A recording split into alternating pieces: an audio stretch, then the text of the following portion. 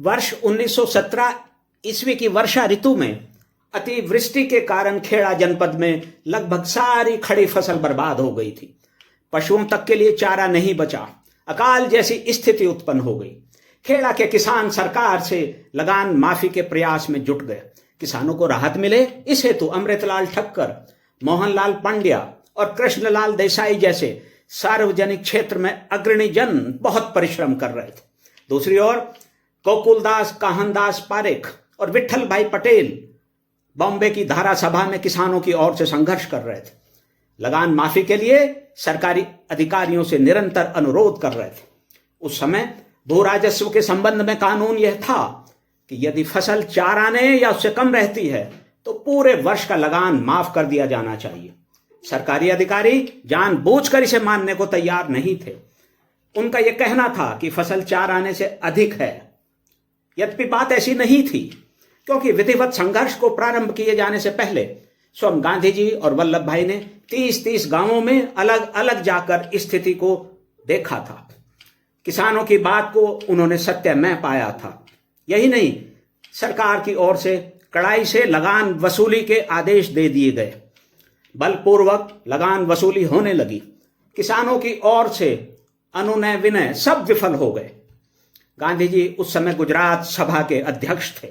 उन्होंने अंततः खेड़ा में किसानों की मदद के लिए और सरकार की मनमानी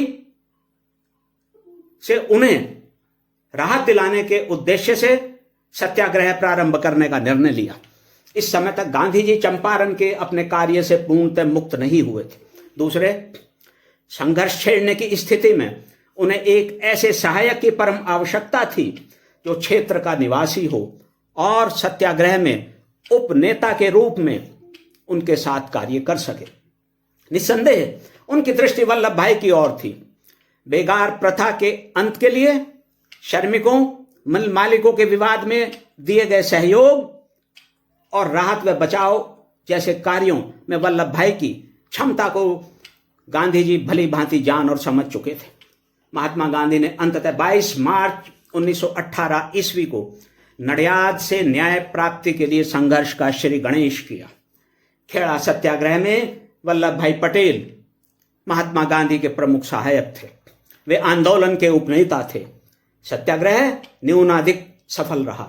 इंदुलाल कन्हैयालाल याग्निक, नरहरि द्वारकादास परीख, मोहनलाल कामेश्वर पंड्या, रविशंकर व्यास और शंकरलाल घेला भाई बैंकर सहित अग्रणीय और दक्ष कार्यकर्ताओं का नेतृत्व करते हुए और लोगों में अन्याय के विरुद्ध अभूतपूर्व जागृति उत्पन्न करते हुए वल्लभ भाई ने अपने इस आह्वान के साथ आप में जो जोश हो उसे न्याय मार्ग पर संघर्ष कार्य में लगा देना, अपने अधिकार को दृढ़ता से मांगना, दुख से न घबराना क्योंकि बिना दुख के सुख नहीं मिलता, सत्याग्रह की सफलता में ऐतिहासिक भूमिका का निर्वहन किया। सत्याग्रह की सफलता के उपलक्ष्य में 29 जून 1918 ईस्वी को नडियाद में ही एक जनसभा आयोजित की गई। उसमें महात्मा गांधी ने वल्लभ भाई के संबंध में कहा था, सेनापति की बुद्धिमत्ता अपना व्यवस्थापक मंडल चुनने में होती है। जो आदर्श स्थापित किए गए हों, जो नियम तय किए गए हों, उनके अनुसार ही सेना चलती रहे तभी कार्य हो सकता है। सेना उनके अनुसार न चले तो अकेला सेनापति कोई बड़ा कार्य नहीं कर सकता। और मैंने भी कोई बड़ा कार्य नहीं कर डाला है। इस संघर्ष के प्रारंभ होने के समय अनेक जन मेरी बात मानने को तैयार थे, लेकिन मेरे मन में विचार आया कि आंदोलन का उप सेनापति कौन होगा। उसी समय मेरी दृष्टि वल्लभ भाई पर पड़ी। मुझे स्वीकार करना चाहिए कि जब वल्लभ भाई से मैं पहली बार मिला था तब मैंने सोचा था कि यह अक्खड़ स्वभाव वाला व्यक्ति कौन होगा और यह क्या करेगा। परंतु जब मैं इनके संपर्क में आया तो मुझे लगा कि वल्लभ भाई तो मेरे लिए अनिवार्य हैं, इनके बिना तो मेरा कार्य चल ही नहीं सकता। वल्लभ भाई ने भी माना आज मेरा वकालत कार्य अच्छा चल रहा है। मैं अहमदाबाद नगर पालिका में भी बहुत बड़ा काम कर रहा हूं, लेकिन यह किसानों के लिए संघर्ष तो उससे भी बड़ा है। मेरा वकालत का कार्य आज है, कल ना रहे।